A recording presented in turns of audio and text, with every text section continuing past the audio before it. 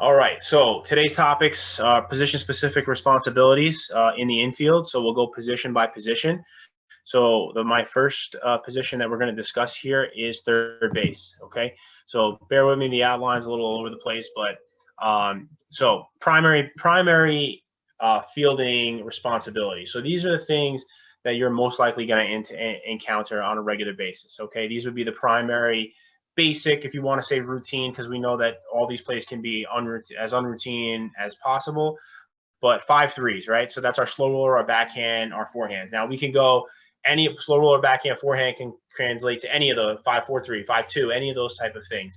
So our primary play, 5-3 slow roller, I'm charging in at the ball, boom, I'm throwing across the diamond. So any out at first base were our primary out. And I know you heard me talk a lot about what my primary out is, my secondary out is, and what's the secondary play compared to the primary play if the primary play is not there.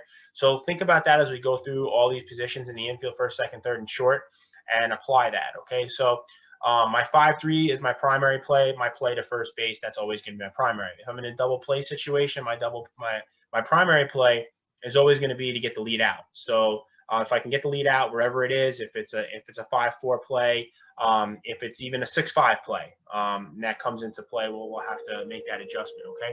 So there's your double plays on that side, your 5-2s. Those are the basic plays that you're going to be entrusted with on that. Now I put on the 5-2, you have your force and your tag play. I think that's super important when we go through. We like to do, one of the things we do is our position sprints, pre-practice drills. So these are pre-practice, position specific drill work that we would do without a baseball in a segment that we would call positional sprints, okay? So going into the secondary plays now. So those are your outfield throws, okay? Well, we're not the lead player in there. So on defense in that spot, we are the relay person or the cover person of the bag. So we're the second person on that play. So outfielder would be the primary person on that play. The infielder would be infielder responsibilities on the cutoffs and relays would be the secondary person. So we're going to label that as secondary plays. Okay.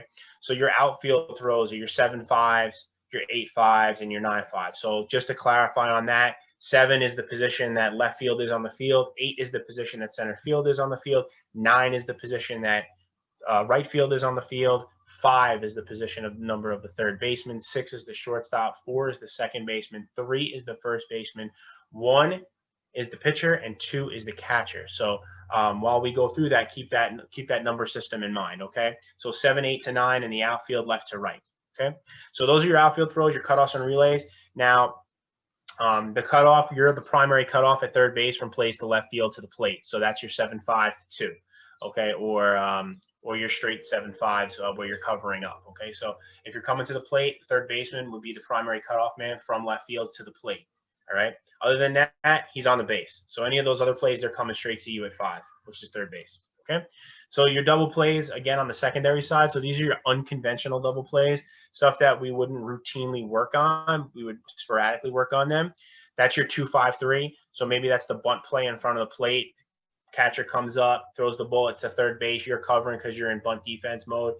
You're at third base, and now you turn it around and you throw it over to the first baseman. So that's your 2-5-3 double play. Your 2-5-4 double play, where that's your catcher coming up. He throws to third, and then you go around the horn to second base to get it. And that's probably one of the more conventional triple play scenarios that we would see, is if there's a bunt directly in front of the plate and our infield guys can get it around and go 2-5-4-3. It's something that we will work on. Again, it's not something that we will practice every day. And then your 6-5-3. So that's your play where the shortstop goes in the hole on the backhand side, and we talked about that in an earlier video. That's your 6-5-3, backhand in the hole or square up, guy runs in front. Boom, you put the ball on the shortstop puts the ball on the money to you at third base. It becomes a force play in that spot. Okay, we'll talk about that on the shortstop side in a little bit. So your 6-5s are your forces and your tags.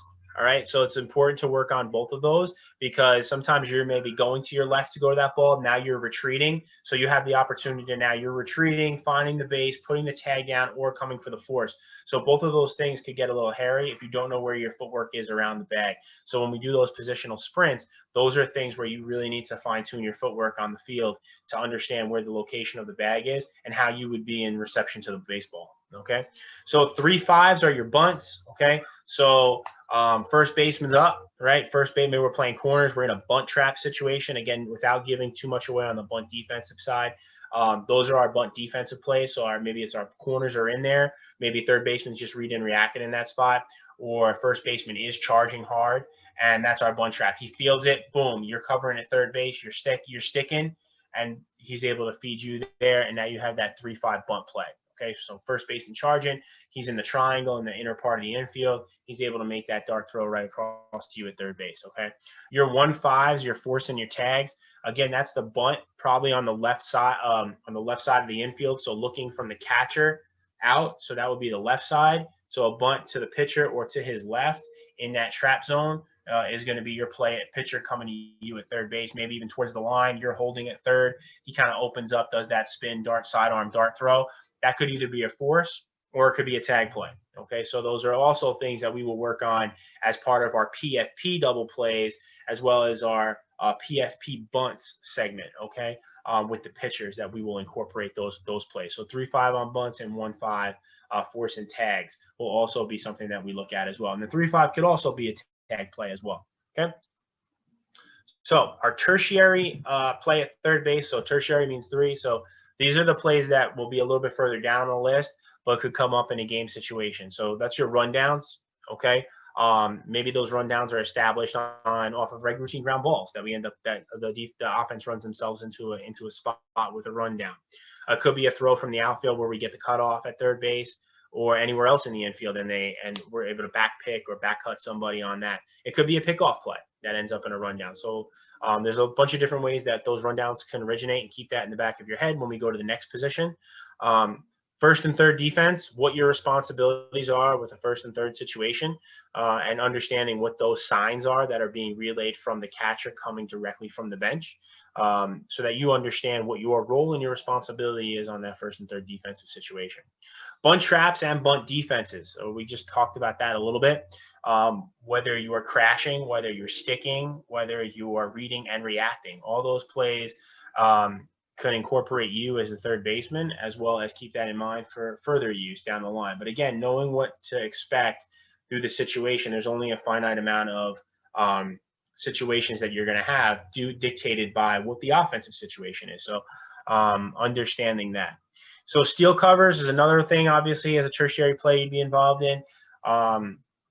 So again, finding the footwork on the move at third base, the throw down happens a little bit more rapidly than if you're in the middle of the diamond.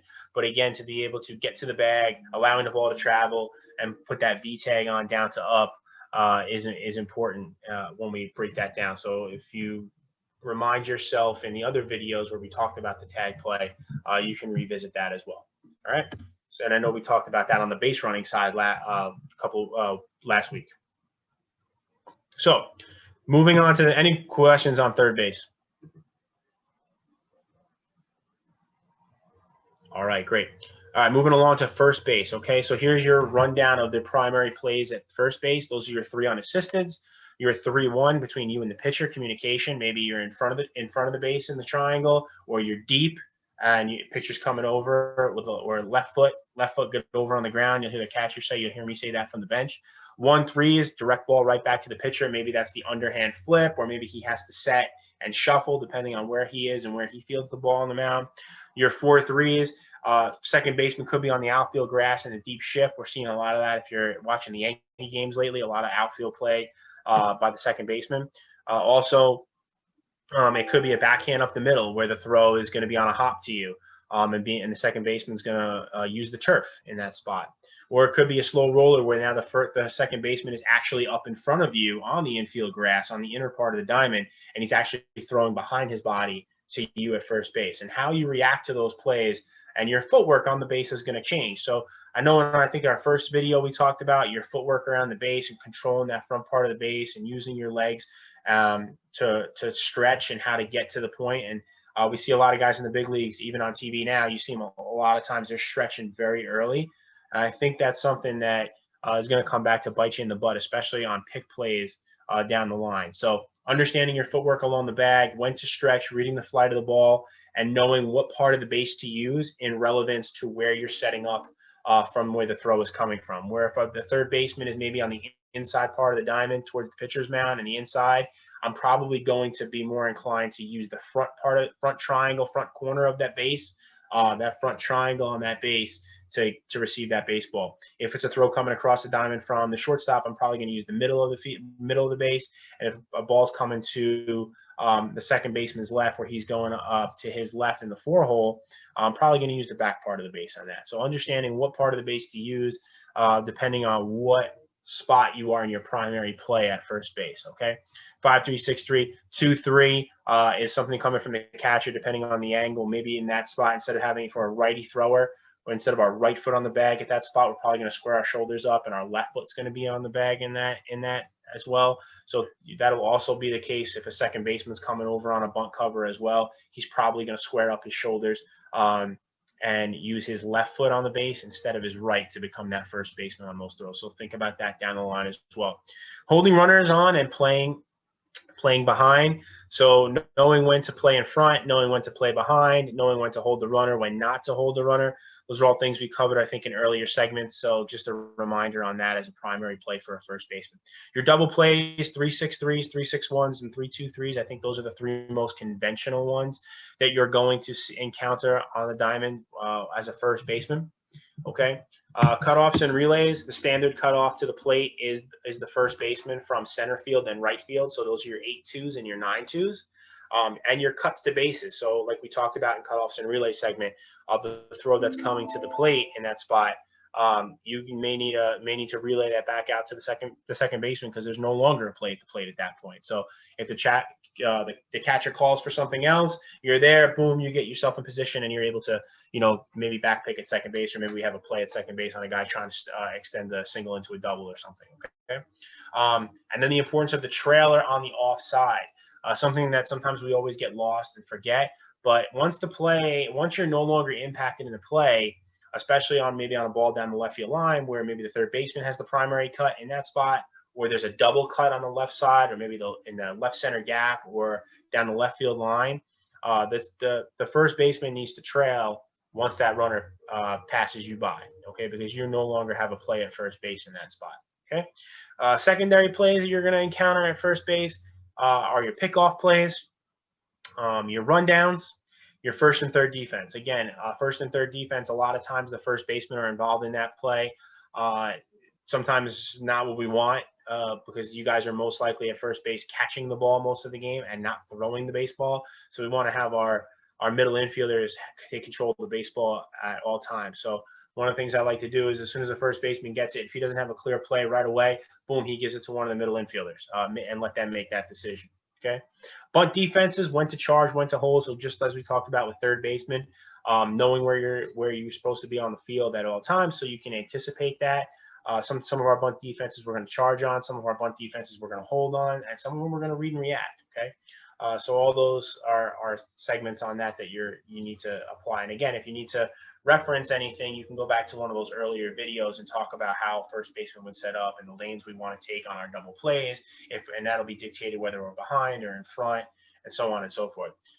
So any questions on first base before we transition to the middle?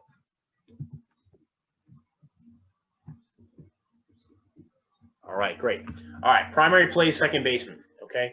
It may look like second baseman has a lot less responsibilities than some of the other positions. I don't think that's the case. It might look like that on paper, but definitely not. Primary plays at second base. So those are your 4-3 is your basic, right? Slow roller, backhand, forehands. We just talked about those earlier.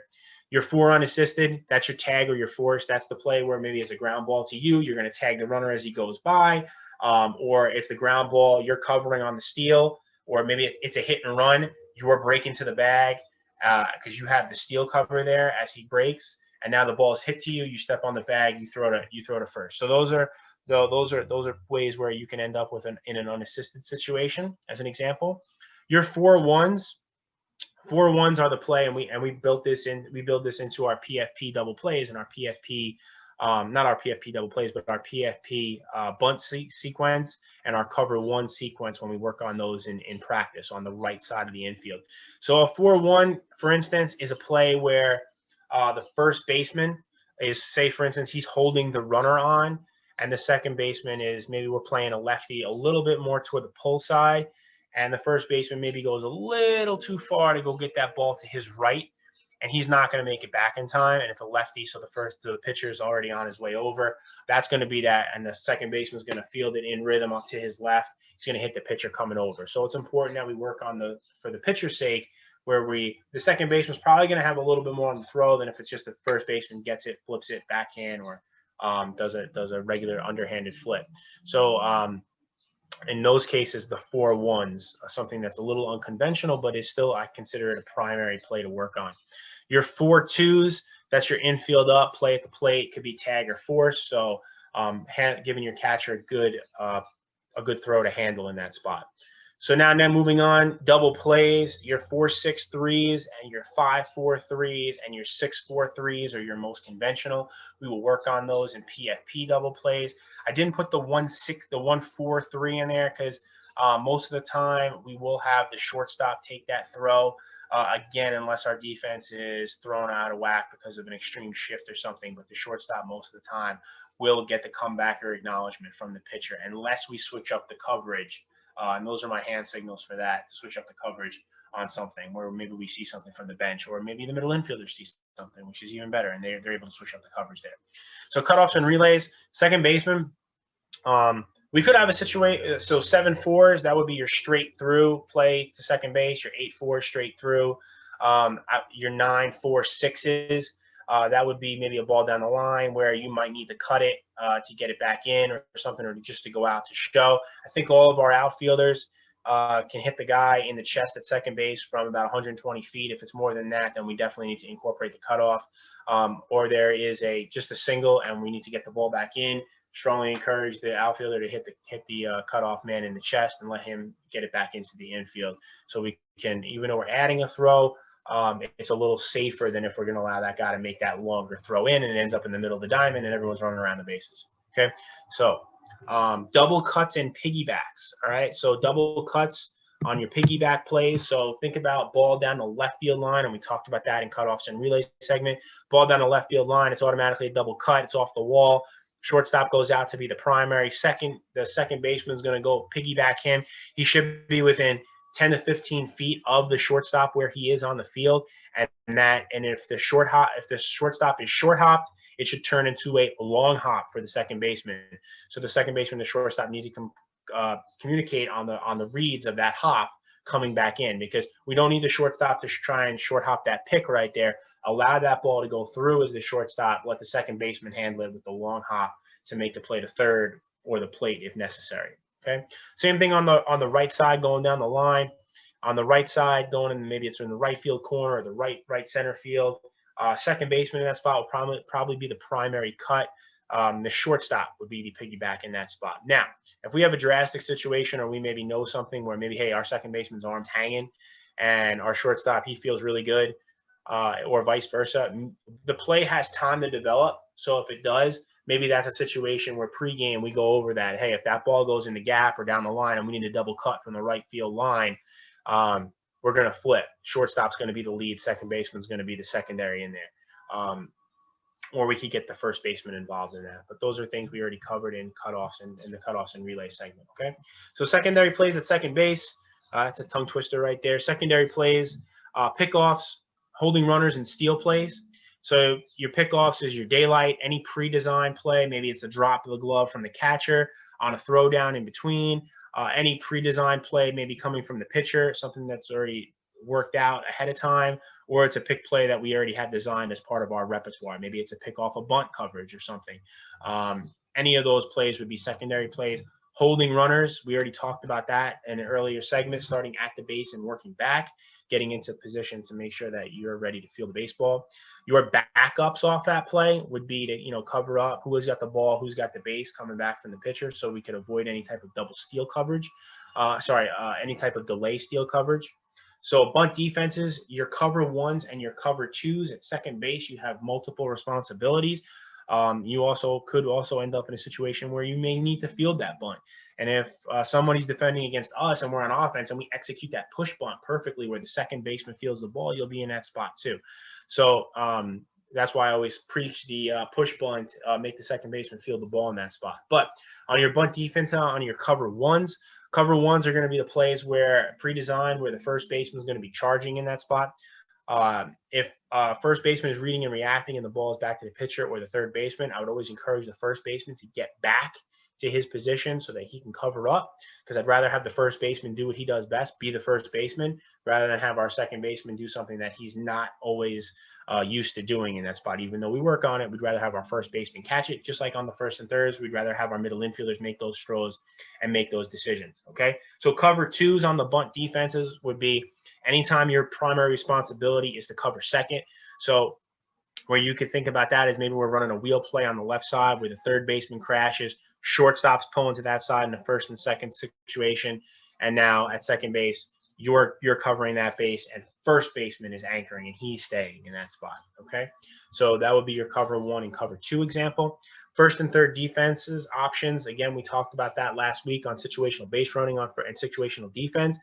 Whether the pitcher is stepping off and giving it to the second baseman, or the pitcher stepping off and giving it to the shortstop, or if there's a pick play where there's a throw down and now the second baseman is the one coming in front to cut the throw off, depending on who has the throw, who has the steal.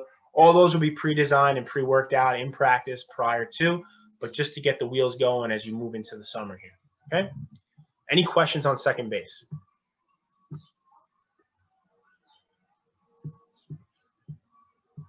All right. So last and final on these position-specific plays in the infield is shortstop, most important position on the field. I still believe that. Okay. Your primary plays that I would classify those as 6'3", 6'4", your 6'5", your 6'2", your 1'6", your 4'6", and your 3'6". Okay. All those plays, you're either the lead at shortstop or you're the one who's recording the out in that spot. Okay. Your double plays, pretty self-explanatory. The primary play on a double play would be 6'4'3", your 1'6'3", and your 6'2'3". That would be the infield in, and you're throwing the ball to the plate, maybe bases loaded situation, again, in that spot. All right. So those would be your basic primary plays. Now, cutoffs and relays. Shortstops are involved in pretty much every portion of a cutoff and relay from the outfield, even probably more so than the second baseman. Okay. So your cutoffs and relays, I have 8-6s, 7-6s there, 9-6s. A lot of times those throws are going to come in from to the second. If it's hit to the left side, the second baseman is going to be the one covering, shortstop's going to be the one going out. But sometimes the play happens fast enough, or maybe we have an extreme shift on or something like that, or maybe the shortstop is going to be the guy that's going to be taking the play at second base. So again, the situation will dictate what it is. So the shortstop is the primary cut. He is the cut for all plays coming to third base from left field, center field, and right field. Okay, so I have that in there as well. So all the plays going to third base from the outfield run through the shortstop as the primary cut. Second baseman will be covering the bag in that spot. Unless we change that up pregame for some reason or something, that would be the way to go. Okay, here are your secondary plays on the shortstop side. Those are your bunt covers, your wheel plays, okay, on the bunts, because now we could do a double wheel where the double wheel would be shortstop covers third baseman crashes. Second baseman covers first baseman crashes. So that would be a double wheel. You can run the wheel to the right or to the left side of the diamond. The shortstop is involved on both.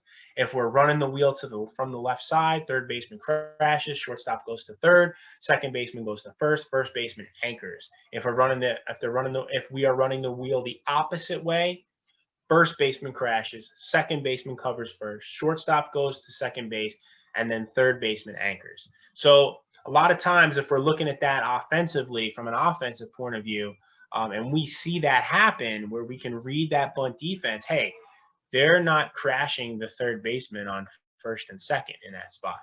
Well, hey, let's bunt right then. We got to make sure we bunt that ball to the third baseman.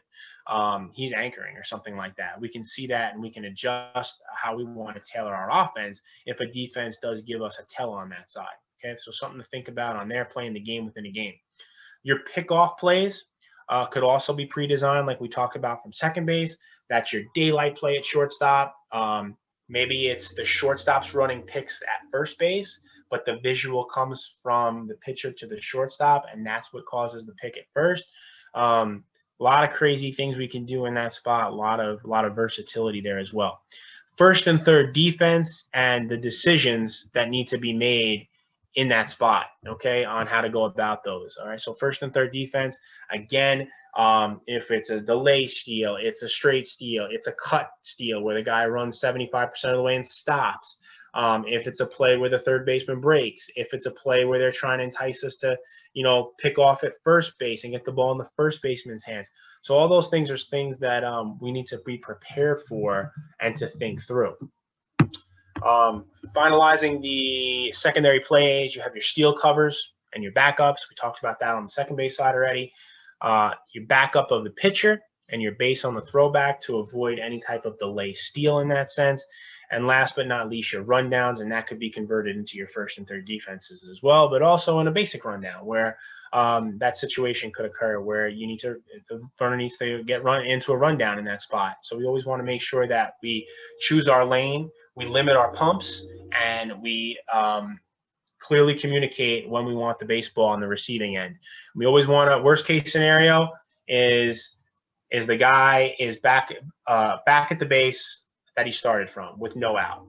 The second worst case scenario is this is lower down on the totem pole, is that he is at the base he's trying to advance to and we don't have an out. And the best case scenario is that we record the out at one of the bases. If there's one guy on base, if there's two guys on base, one or the other, we get that out. Okay. So if you're going to take it in the pecking order, that would be the pecking order on the way to go. Okay. Any questions on infield play here? First base, second base, third base, shortstop, primary and secondary plays.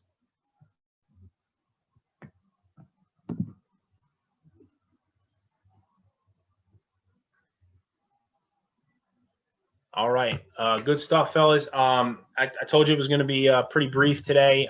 That's where we're at.